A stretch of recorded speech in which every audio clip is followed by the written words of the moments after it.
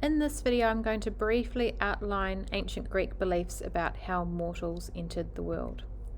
So the three sources we'll look at in class for this are Ovid, who is a Roman poet, Plato, a Greek philosopher, and Hesiod, who you'll remember from our cosmogony topic. So the arrival of mankind comes after the Titanomachy, which is the battle Maki between Zeus and Cronus and the other Titans. So Zeus, as you'll remember, wins this battle, and he and his allies become the rulers of the world as it stands. And so after this battle, basically all the different myths have the earth being populated with plants, animals, and people. However, depending on who you read, the order and how exactly this happens varies. So we're going to look at the most famous version, which has Prometheus creating man out of clay. So Prometheus's name comes from the Greek words for far-seeing or foresight. It means he's able to look and see what's happening, and so it's thought that that's why instead of fighting alongside his Titan brothers and sisters, he joined Zeus's side because he knew that he was going to win the war.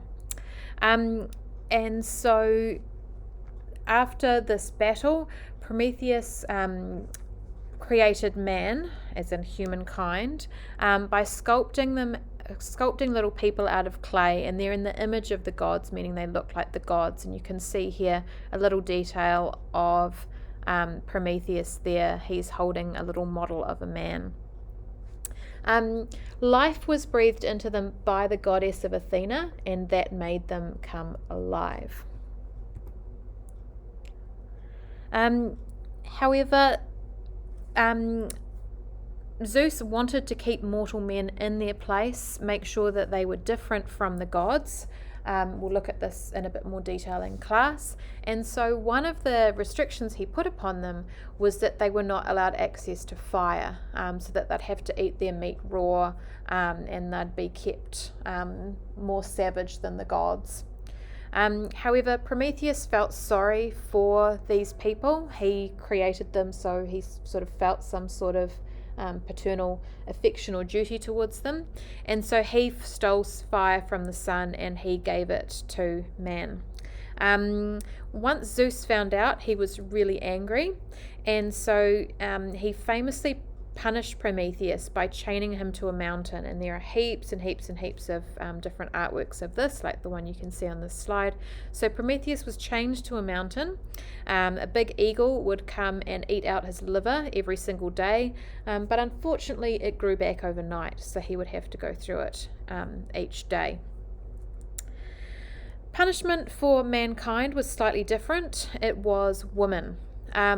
And so Zeus had Hephaestus, the god of craftwork, create a woman.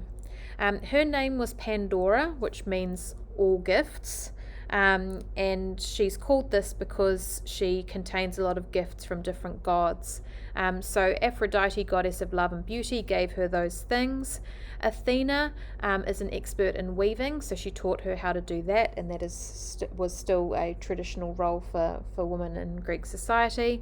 And Hermes, the trickster god, also taught her how to lie and trick mankind. So we've already got quite an interesting perspective on what women were like. So she was sent down to be the wife of Epimetheus, who is Prometheus's brother.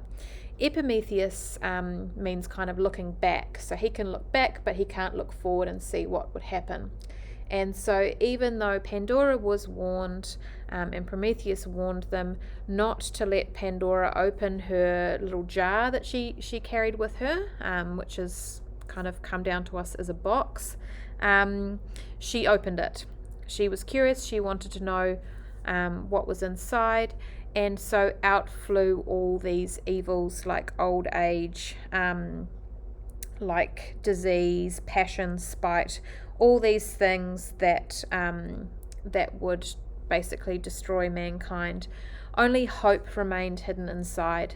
there's a few different interpretations of what exactly this means. For example, one version says that because hope still remains trapped inside, we still have hope, and therefore we're not going to destroy each other completely.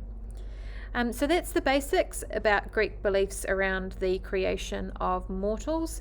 So make sure that you add this to your notes, and then we can look at some sources in class. See you there.